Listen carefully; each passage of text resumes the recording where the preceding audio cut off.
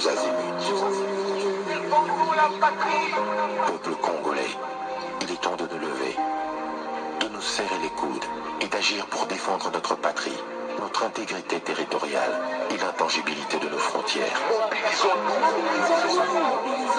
La République démocratique Batela Ekolo, Bendele Koyate.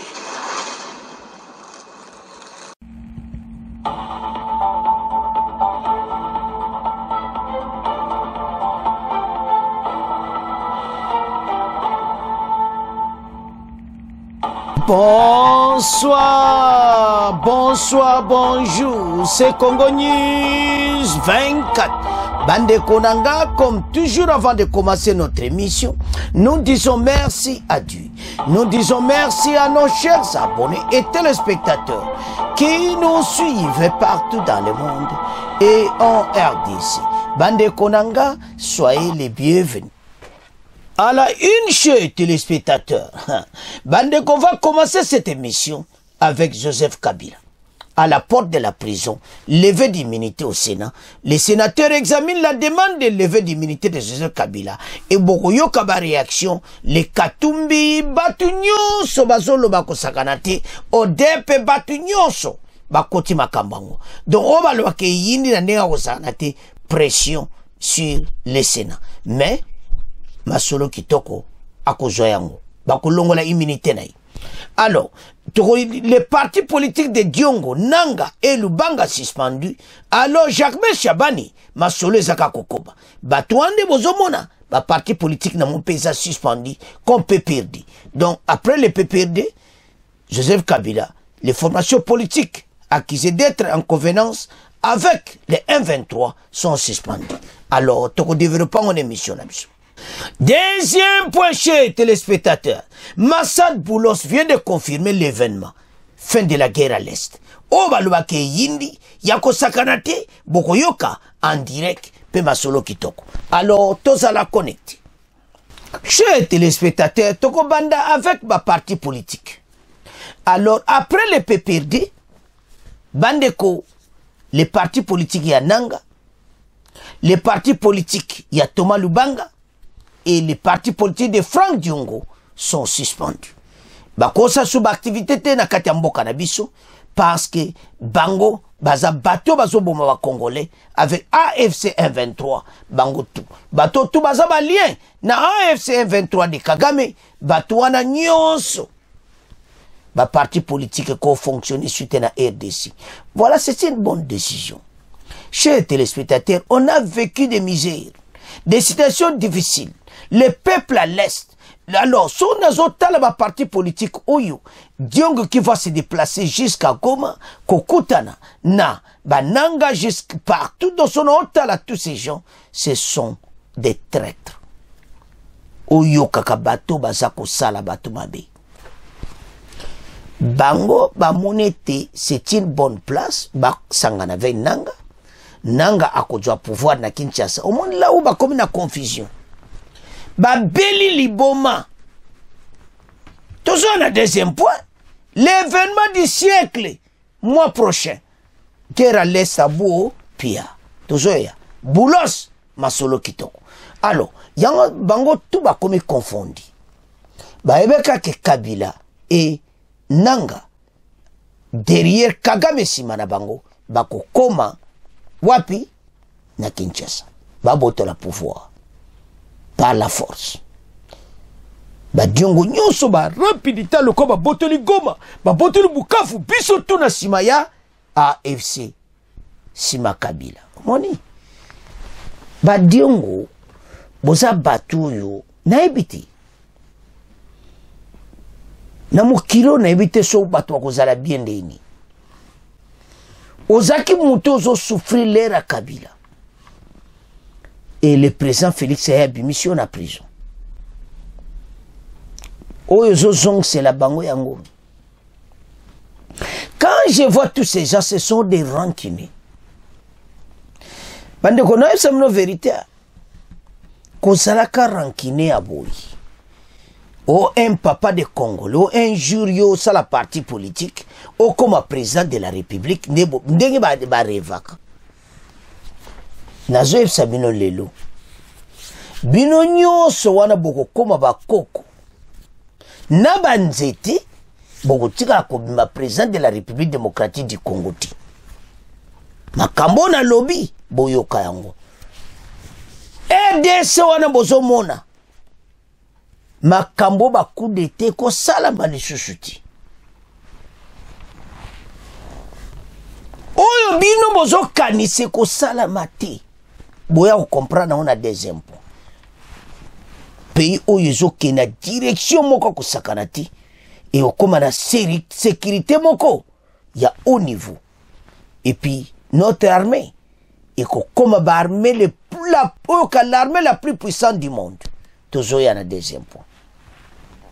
Alors disons cela, c'est-à-dire toutes ces aventures avec Kagame et aussi là et bino tuboke kuna kudu ale yamba biloko Shabani match betami ba souffrir totanga Shabana Salima Solo Tozana Sewana, les partis politiques de Diongo, Nanga et Lubanga suspendus, Bango Bakumo coopérer na Nanga. L'Union des patriotes congolais, Force patriotique, la libération du Congo IPLC de Thomas Lubanga, Mouvement Lubumbiste progressiste MLP de Franck Diongo et l'action pour la dignité du Congo de son peuple, Corneille Nanga, vient d'être interdite de fonctionner sur toute l'étendue de la République démocratique du Congo. L'annonce a été faite par le VPM, ministre de l'Intérieur, Sécurité, Décentralisation et Affaires coutumières Jacquemain Chabani. Dans un télégramme parvenu jeudi 15 mai 2025 et adressé au gouverneur de province et d'autres services étatiques. Nebo moname peperde à Kabila. Et ça suspendu. Donc babo sana. Baza sous na plasti. Osomona. Donc baye ba ete. Et ça la fin. Et leur place. Et ça le sous-souté. Baza suspendu. Donc il faut baye bayango très bien. Et Thomas Lubango bozomona. Alors, ndenge kaka parti à Kabila, ilongwe, yaba Thomas Lubanga bango nyonso pe suspendu. Donc, c'est ça. Donc, ba comprendre dango libela, que n'a pas perdu de Kabila suspendu, et de Thomas Lubanga suspendu. Alors, message à VPM et Yokan. Après son départ, comme le PPRD de Joseph Kabila, Kabange, ces formations politiques sont accusées d'être en convenance avec les mouvements rebelles, rebelles M23 AFC soutenus par le Rwanda. Et d'autres, par contre, ont préféré crier leur mouvement rebelle avec comme objectif de prendre le pouvoir vers la province de l'Ituri. C'est le cas de Thomas Lubanga, l'ancien condamné de la Cour pénale internationale qui a récemment officialisé son mouvement, la Convention pour la Révolution populaire. Après son départ à la tête de la commission électorale indépendante, Corneille Nanga avait lancé son propre parti politique, Action pour la dignité du Congo et son peuple, ADCP. Lors de son lancement, il avait exigé que cette formation politique a pour vocation de faire la République démocratique du Congo un business land. Déjà à l'époque, il dénonçait la mauvaise gouvernance du régime Tshisekedi. Et quelques temps après, l'on criait que le M23 est au mouvement politico-militaire depuis Nairobi. Botala Binomoko. Voilà ce qu'ils ont crié. Makambo ya kosakanati. Donc ceux qui n'azotala makambo yo, eza makambo minene. Ba Congolais tolamuka. Pour match oyo, eza oyo kaka, eza na makambo minene. Alors les partis politiques de Diongo Nanga et Lubanga suspendus. Voilà ndenge tozo kene makambango. Donc c'est ça. Ba Congolais totelema. Makambo ndenge za ko avancer zo senga mutu nyonso à comprendre ce que nous sommes en train de faire. Yangoto lamoka parce que machoyo examinen.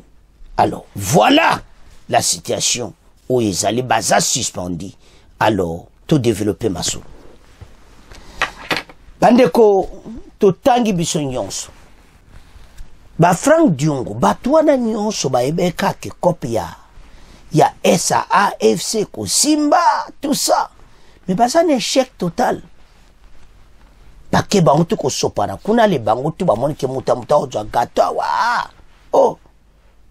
Mon makamonde nge sali ba mabe baza na choc. Bango ba ebeka ke o na doa bazo solo za koto biso to kota na kati ya masolo. Peut-être nanga pesa ibisi mo mona wa pena to kabula pouvoir, to partager pouvoir. Bango to ba sepeli. Nzo ande matches ande mususu. Omone siko. Alors, PPD a suspendu ndenge to yebaki ya Kabila et maintenant ba parti musu nyonso et puis il a écrit une lettre au gouverneur de province. Tous les 26 provinces Muto bakomona o libaya o ya Diongo o ya Nanga o ya Tomale ya PPRD batwana nyonso ozare prison circulaire ya ministre de l'intérieur est clair. Vous êtes suspendu parce que vous avez coopéré na munguna. Alors maintenant bino tout ba chef ba parti politique kalate to basi sana makama Kabila bino tout ba Diongo tous ces gens poursuite judiciaire. Et s'il n'en est, tout ça n'a pas Kabila. Alors, maintenant, tokoya noya bino, ba Frank Diongo bino nyoso, ba obozo continue ko trahir mboka. Alors, vos partis politiques sont suspendus. Wana, tutiki, na maboko na bino, ya ba parti politique suspendu, to ok, directement Kabila. Monde eza koningana. Ba kope zo salama partout. Les voix s'élèvent. Bazo benga donc oyo kaka Sénat ils ont menacé. Et Sama Lukonde a une décision claire dans ma bokonaï. Mais ce n'est pas lui qui va décider. C'est la majorité parlementaire, la majorité au Sénat. Oyo, ba sénateur sur 91 boyebete à peu près 70 bazaye union sacrée. Et parmi ces sénateurs, Ebele basi basutaki Kabila. Bon, tout bazal qui prend droit na bazol le kabazolo ba clairement que c'est fini le temps de Kabila. Et puis acte oyo nanango au côté là. Kaka bando kia Congo. Parce que il est parti y a soutenir Yango. Il y a des preuves.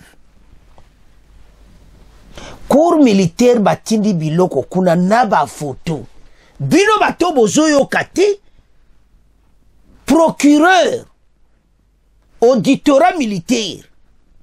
Docteur benga on auditorat militaire na biso. Batindi ba preuve na Sénat. Oyo ye aza leader ya AFC. Kagame aza leader ya M23. Basangani bazo bomo ba Congolais. Il y a une preuve tangible. Alors bama kelelo abozo tia plénière lelo kendaki pena kitoko. Eza ko avancer. Ils sont en train d'examiner ba dossier nyonso. Et bandaki lelo lobby bazo clôturer. Verdict. Lever des immunités de Joseph Kabila en cours. Soba lobby en cours, c'est-à-dire déjà ça permis. Match eza mobulu. Kabila à la porte de la prison. Et voilà ce qui va se passer. Yangwana bino nyonso bandoki ya Congo to mais Katumbi azonzwa malobo voilà lever l'immunité de Kabila va diviser encore le pays. Pays est divisé en quoi? C'est lui-même le monsieur qui a divisé ce pays. Il est parti là-bas soutenir AFC comme leur leader et donner des milliards de dollars. On a acheté des armes. Et ces armes ont tué beaucoup de Congolais. La plupart des Congolais qui sont tués, c'est AFC et parmi les complices. Et puis, on a des preuves. Bamusu bazolo bana vidéo. Batango bazaki na kati ya terrain de guerre. Que yé muta sala biso, bo yé muta pesa biso nyos. Bon, lo banini. Et puis, batango pa pambati. Ba conseiller politique ananga, batumo très important na kati ya mouvement, il y a AFC. Et puis, pour preuve, mais les PPRD sont là. Waneza moko bendis déjà. Ils ont l'accès, allons soutenir Raïs Nabiso. AFC. C'est pour cela, bon, on a partout, on dit AFC 123, AFC Kabila, 123 Kagame. Et c'est pas ça, tchango, et ça pour plaisir. Yangwa to tika makelele bande konanga. Sama le kona un dossier azo kokati. Même à côté la katanga, mutu boyo, mutu à côté la nan. Parce même Sama le Konde. Ayebi mena ki Kabila n'est pas congolais. Et ça sous senti bande kotala. Et le connaît zaka sentiment na motema. Les jours où on a dénoncé clairement était Kabila, Azakane Rwandi, même Sama le Konde on a tout. Affection s'il est à Katangi. Parce que mon monté à cause de son abeille casé nemi na bisu. Ma kamono c'est très sérieux. Ce qui va au Dieu étiquette à Rwandais babambio. Na mwana muke boye bete même na bana na bisu ba 15 ba 10 ans. Ba yebi ke Rwanda amutumabe. Siko ba yebi sayo ke moni mutoyo azalaki boaza Rwandi. Mama nangai. Ya solo wana même na ba mama même batinyo sur la Kinshasa. En République démocratique du Congo partout sans qu'on compte est surtout na est. Rwandais. Nandenga mabete. Ba leader. Parce que mokonza mboka lubango chaque fois simple peuple rwandais n'ont pas de problème avec nous. Les problèmes de zango régime wana na boba zo dirigeant. Yangwana soba le que un dirigeant rwandais. C'est fini. Mais ce peuple rwandais zango problème. Mais ce kaka un dirigeant rwandais. Vous avez un problème sérieux. C'est pour cela que Sama le Konde a un problème sérieux. Et décision zokwe. Quand on dit immunité en cours, c'est fini. Tout le temps. Joseph Kabila, à la porte de la prison, levée d'immunité au Sénat, RDC. En RDC, les sénateurs examinent la demande de levée d'immunité de Joseph Kabila. Comment va se dérouler la procédure? Recevez toute l'actualité internationale dans votre... Donc c'est ça. Alors, Tolanda, la procédure. Le ministre Mutamba a promis les proches imminents et annoncé que tous les biens identifiables de l'ancien président, y compris ses comptes bancaires et ses avoirs, seront visés par des mesures de saisie. Mais avant cela, la procédure parlementaire doit suivre en cours. Donc voilà Ndenge Makamboyo et Koleka. Parce que le monsieur a un problème sérieux. Côté justice, le ton est ferme. Mutamba a lobby que tozozela. Alors qui dit Mutamba, déjà la haute cour militaire, ne bozomona, baina ba preuve, ba tike na mesa. Auditeur cour militaire yewana, a pesida ba preuve na Sama le Konde. Kabila derrière lui, c'est bozomona wana na simanaye, c'est Kagame. Donc la situation est grave. Les modalités précises de la séance ne sont toujours pas connues, tant la situation est inédite, explique notre correspondant à Kinshasa. Il est possible, bandeko tolanda très bien, parce que makambo eza minene awa. Il est possible que des questions soient posées par les sénateurs et l'option d'un huis clos n'est pas exclue. Selon des sources proches du bureau du Sénat, une commission technique pourrait être constituée pour poursuivre l'examen en profondeur, avant un éventuel débat en plénière suivi d'un vote. La commission serait également censée auditionner Joseph Kabila, mais celui-ci est actuellement hors du pays. Bazo kene ba théorie ebele. Boye bete na makambo Kabila batu bakoti. Batu musuba pesi ba mbongo na ba sénateur. Ba kope koti. Mais du côté justice baza clair. Toujours là. Lever des immunités à sénateur. Immunité ne bazo longola yango. Alors, eza en cours, bako. Mais pas c'est makamwe belé ko leka awa. Congolais ko comprendre qu'il y a un problème très très sérieux na côté oyo. Yango, Kabila, devant la barre, makamwe za ya kusaganati. Kagame, simanaye, bangwana. Et puis auditeur militaire bozomona, haute cour militaire, bayaki na ba preuve. Et moyen ba wanga nezati, ils n'ont qu'à prendre les décisions. Voilà ce qui va se passer. Le monsieur a un problème sérieux. Donc, voilà comment procédure les autres tambola.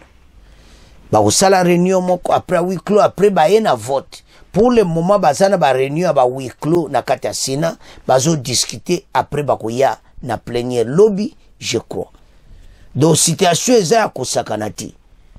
Bazo bundana nango mais ba preuve na mesa siko ba koyebso auditeur militaire ni to développer masolo eza ya koyinda.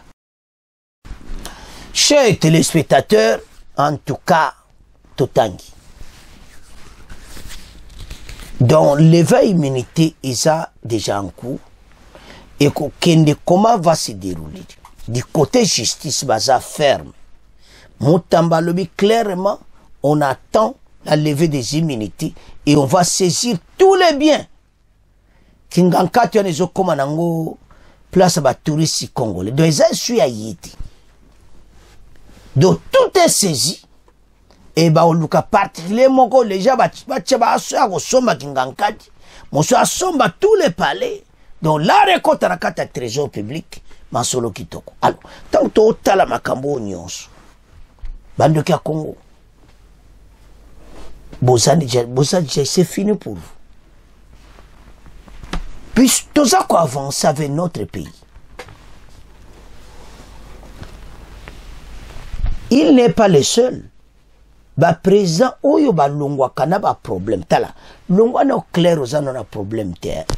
Ba problème ine no Kabila ki oluka ya AFC. Oh, tout ceci capo à longo la président Félix na pouvoir. Donc mission na bonza président Félix avanda kiwana. Donc pour na bongo za kaka abong c'est la bango esika, bango ba ya soko boto la pouvoir ba Rwandais. Non. Et au sala malishuti. Baza ko rêver. Baza sona ba 2012, 2014, so bozana ba ne passé na ibiti. Mais 2025 avec cette vitesse de la technologie, bino bozan a problème sérieux. Voilà, et c'est fini. Alors, Banamboka, nous avons suivi dossier Oyu, et ça dossier Osaganati. Katumbi, Azoloba, Makamoko Solandi, Natangana Makam Katumbi le Boyoka. Je vais lire ça. Ce que Katumbi a dit. Son otala batoyo. Balingi RDCT. Bande ko ezama kamo très sérieux au Katumbi alobiao. Que paye ko la diviser. Donc nazo yebate paye ko la diviser sur quoi? Nana ko diviser mboka oyo kaka po Kabila immunité na yeba longoli.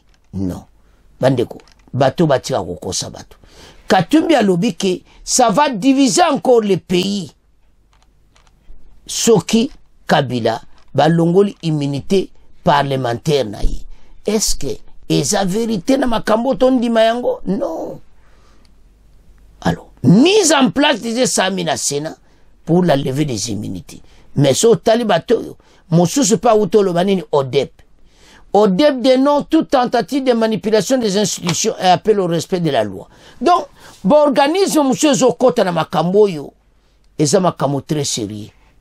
Congolais, la mukapona mboka, parce que bayini, basi bakoti, balingi mboko ya avancé te, balingi tozaka asima, mais décision quoi, et c'est là, c'est fini. Voilà ce qui va se passer. Alors, bana mboka, wana, en tout cas, bakatumbi nyonso baza contre, balewe ko diviser lisu mboka, eza mawa. Avançons. Katumbi ndenge moko. Katumbi alobi ke ko diviser lisu mboka, yako sakanati. Ah, et ko diviser mboka. Oh. Bon. Wana, en tout cas, to tika lumeto kena point na bisa suka. Bande ko point ya suka, Massad Boulos a eko confirmé. Biso to benga ngoke événement monene. Confirme l'événement il y a mois de juin. Mois prochain, tu vas passer dans l'événement moko, ba scientifique du cycle. Tant que Kagame a connu stylo, ma monsieur Bima Kagame. Andima kite. Te kopo eko kende kabwe, kop nange kufi. Oyo te présent Félix yo bomba kop na biso. Kop na bazakina na Kabila. Le pays était dans les mains du Rwanda. Mena makambo sili. Massad Boulos alobi semaine a sololi na président Félix. Tamulai, Bogolanda Tokotanga a sololi na Kagame. Et puis makambo nyonso sili a remettre bango, makambo tuba yaki bango pe bandimi yango, makambo eza kokende très kitoko. Yango bino ba pante, o bozana doa. Tozo yebisa bino clairement, botika kolekisa lire. Boye la biso ba dossier na bino pamba pamba bozo ya nango, tous les pantins en droit doivent écouter. Parce que ces pantins, ndako na mweko za na CPI. Ba pantins wana nyonso. To yebisa bino ke ba accord ya mibali. Accord de Nairobi ba pantins bazo tia désordre. Mais ba yebani anto olo ba ke bazo ba ok na makasi. Au moins Rwanda devant les Américains, azaini suni kama kolobate aolobani bazaki na ba Américain nande ba kopo basala ki ba Américain bazaki na bazaki wana Kagame ayebi ba Américain ba tali non weza fo cop reverse to tika RDC mena ba évolue RDC ba serré ba biso to ko cédeti la RDC ne pliera jamais to boko se plier alors to telemi place moko ba Américain ba le beta tika to sisa makamu oyo akora RDC na USA za kusakanati échange avec la sécurité pas on va payer il y a des minéraux to futa capo armée américaine basée sur le sol congolais et Kagame le sait il n'a même pas hésité c'est là il a accepté directement que Masolo kuna et ça mène à problème nini Kagame a joué double jeu les États-Unis face à Kitoko mais na doa azo pesa ba message à kosakanati ba pante ba koloko bataliboma bazo kokati ba pante bazo lobaka ke voilà boye ba poste ya ba armée alors que brassage un message koza al soute pour la libérer parlement c'est akata ba américain ba luna ba loba ke emira Qatar lobakate ka ba message moite parce parlement na bango akata mais bo traité boza ba bozo ba boulot bino bisimo bozo lo so ba misala ba pesa mino mena armée bozo misala ti bisimo nga rwandais bo pesa poste mo et c'est tout oh nga congolais bo pesa donc ba rwandais tile ba yo tala oh bisimo yo za rwanda bien congolais nga rwandais yo kende rwanda oh nga na congolais tikala congolais on va tout ça examiner mais ba pante ba ocha désordre Yango bondima makambo na zoloba. Kagame makambo na tayoka titala. Ba Amerike ba yako benga na banka na makasi. Ba omba luka ba vanda wana ba continuer ko yiba. Et to koma ka ndenge salama ka na 2012. Oyo ba armée makasi ya ko benga na batu oyo. Ba okite facile mati. C'est ça ba kopa Kagame. To benda minere tina dernière minute bitumba koko de pe ko banda ba ko benga na biso ale. Ba plein zo katsa ti ba bendi ba biloko na ba mais Kagame regrette parce que ça c'est la fin de l'aventure. Et Massad Boulos a confirmé qu'Asolina Kagame tamulai na téléphone. Asolina Fachi tamulai et maintenant ma camion Cécilie et combien en cours va fixer quelques points et puis mois prochain événement moko total. Les dossiers en cours total. Pour Congolais il faillit ba les dossiers en cours et kenendenge nini. Massad Boulos vient de confirmer l'événement, fin de la guerre à l'Est. Les discussions pour la signature d'un accord de paix entre la République démocratique du Congo et le Rwanda, comme prévu dans la déclaration de principes signée à Washington sous l'égide des États-Unis, évoluent bien. Voilà na Massad Boulos a annoncé ce jeudi 15 mai 2025, Massad Boulos, conseiller principal pour l'Afrique, département d'État américain, après avoir échangé avec Félix Tshisekedi et Paul Kagame. Après échange na président Fachi Massad Boulos na Kagame Boyoka. Selon M. Afrique du département d'État américain qui reconnaît la complexité de régler un conflit de longue date, les deux parties vont poursuivre des discussions et parvenir à un consensus pour la signature de l'accord. Cette semaine, j'ai eu des échanges constructifs avec le président Tshisekedi Kagame. Alors que nous œuvrons à ouvrir la voie à la paix, nous avons présenté un premier projet d'accord de paix aux deux parties et collaborerons avec elles pour le peaufiner et parvenir à un consensus. Résoudre les différends de longue date est un travail difficile. Même les Américains ont dit que guerre tellement wumelaki est facile. Et nous sommes déterminés à y parvenir. Les Américains sont déterminés. Nous espérons poursuivre nos échanges pour parvenir à une solution, a écrit sur X Massad Boulos, conseiller principal pour l'Afrique au département d'État américain. Les documents en cours d'élaboration prévoient des engagements sur la souveraineté, la sécurité, la coopération économique régionale, le retour des personnes déplacées, ainsi qu'appui renouvelé à la mission de l'ONU en RDC. En cas de divergence persistante sur le contenu du texte, la déclaration des principes prévoit une réunion ministérielle à Washington, sous la médiation du secrétaire d'État américain. Ce qui va en divergence et ont persisté, alors, Kaikwamba, na ministre affaires étrangères ya Rwanda, il faut bazonga. Mais, selon Bango, ezakaka, soki. Mais pour le moment, ezokene kitoko. Parce que, le document, il faut engagement ya souveraineté. C'est-à-dire, yoko katsa na Rwanda ti, Rwanda ko katsa na RDC ti. La sécurité totale na l'Est, c'est-à-dire bitumbe koza ali chouchouté. La coopération économique régionale, le retour des personnes déplacées ainsi qu'un appui à renouveler à l'ONU, donc c'est tout cela.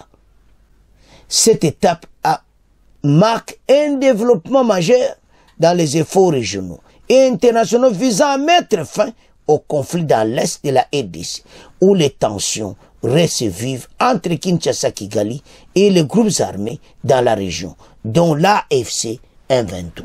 Massad Boulos tangazo pointé babiloko. Alobi ndenge wanake ndenge makambo umeli. Eza difficile, eza facilité. To développer Massoul. La ministre d'État en charge des Affaires étrangères, Thérèse Kayikwamba, a exhorté les membres du Conseil de sécurité, y compris le Rwanda, à respecter le droit humanitaire international en RDC. Elle a exprimé cette demande lors d'une interview accordée à la chaîne de télévision allemande Deutsche Welle, dont le contenu a été relayé ce jeudi par Radio Okapi. Thérèse Kayikwamba participe actuellement à la conférence internationale sur le maintien de la paix à Berlin, en Allemagne. Les détails avec Blaise Ndongala Mayanda.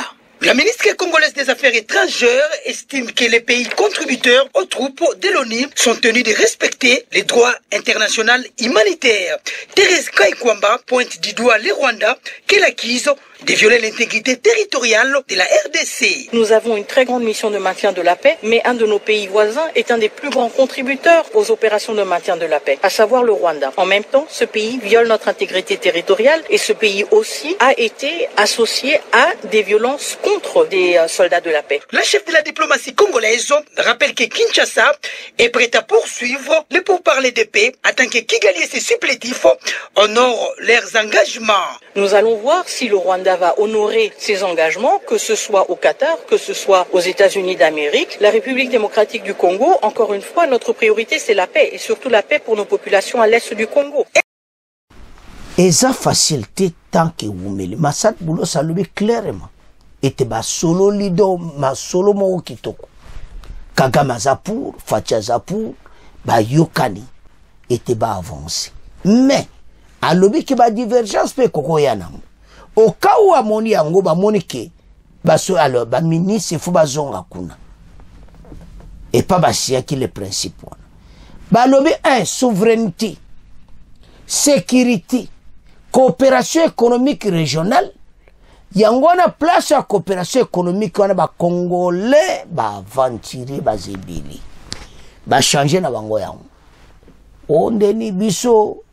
Mais la coopération économique ezani mais Rwanda comme somba ba plante mabe wapi akotsa mbongo azali boso ko yibati azana mbongo ebele pondenga azana ba client na ye kope sili ayebi ke ba client côté il faut na somba pour na continuer direction na nan. Kaka a un problème. Il y a un peu congolais. Et te moni makambo et ce qui si batu bando qui a Congo. Ma solo ba solo li na ba on a téléphone les 15 c'est jeudi et ça a kosakanate a publié un lelo après long téléphone conversation na Kagame na Fachi sur le compte ex Yamassad Boulos. Il a bien expliqué la situation que toujours comme na suka ou ba benga ka l'événement du siècle oyo ba ko signer mais alobi ke guerre umela kiboy eza facilité yo na ba koma na niveau ba komi donc progrès pendezali parce que guerre nyonso si umela ba stratégie faut ezala pona ko silisa. Alors maintenant les pantins à Doha bazana ba aventure na ba osala ces pantins Kagame azo sala double G toyebi na biso na États-Unis. Ah, voilà. Mais c'est comme ça, c'est bien. Tokoyoka me kotoyo. Na batune à Doha. Allô, bishimo. Attention, c'est comme ça, c'est comme ça. Voilà, Kagame appelle sa meeting. Ah, tatawana. Hey, bandeko. Ndenga zawana. Azo saka bango que non, il faut bouillir. Il faut qu'on l'exhalère. To tourner kaka oron kaka bino kuna bosala kaka yinda kaka. Voilà l'impression onde yazo sala tout son plan, le plan de Kagame eza mawa. Mais Congolais, lève-toi. Mboko eza you au monde toza koloba na bato ebele bato toana ba diongo bato to a parti politique Kabila e bato toana baoma ebaka ke makambo ko suka AFC 23 ko Keletina Kisasa bayo kakabwe président Félix Adji bango dernier de fimbo tabazuka fimbo na yega boy oh contrat avec USA oh armée américaine sur le terrain oh bakomi na suka mayele sili bango bakumotala nakabo oh kopango komi ouais oh nde bazawana ba parti politique wana baeba eke kope ko simba maintenant kope foiré et comme l'intégrité territoriale ba américain ba koti na kati nde bazana baza kolela bazo souffrir bazo regretter bazo beloni ba koko sala te mais ce qui est vrai bande konangai tout élément ensemble makambo eza makambo kusakana te eza makambo très sérieux voilà yango tout élément pour tala makambo to sala oyo eza makambo kusakana te yanto esa ba congolais ke to lamuka situation makambo to sala eza makambo ko oyo omoni ba to c'est bozo mona bien que bato oyo to oyo balinga ki mboko ekoma ka désordre ka yinda ka poussière partout mais ba moni ke mbala moko ba kora ba américain yesa moloko a surprise il ne savait pas ça ezaki en coulisses makambo facha pesa depuis l'ère Biden ba américain ba iba jomba ya ba démocrate ba tiki ngo kaka tamula iba républicain ba yeba avec Trump allé ba avancer na masolo alors mais ça problème pour la bango ba on ba yeba kaki kope ko simba yomba diongo nyuba twala to ba fayulu tous ces gens ba kwa ka pour ba yeka ki match ko yinda ba mona ka pan États-Unis à côté na 4 matchs Chili dernier coup de sifflet tala bandeko makambo oyo comme très sérieux ba yebike tanga ba principe on tanga sou bien souveraineté intégrité territoriale à mboka sécurité bana ba ocha sécurité ba américain ba ocha ondeni arme américaine sur le sol donc ba yebi bango nyonso ke match awa et Cécile nango président Félix a gagné ba yebi là yango so mona mena makamba Kabila ça ne va pas ba comme bondela le président Obasanjo moi été azo tambola partout mais to tchango na chaîne na biso musu aider Congo Basango alors bana mboka en tout cas to comme na fait mission to landi biso nyonso bino bo pesa ba commenter bo partager yango bo continuer ko s'abonner dans votre chaîne Congo News 24 au revoir à la prochaine.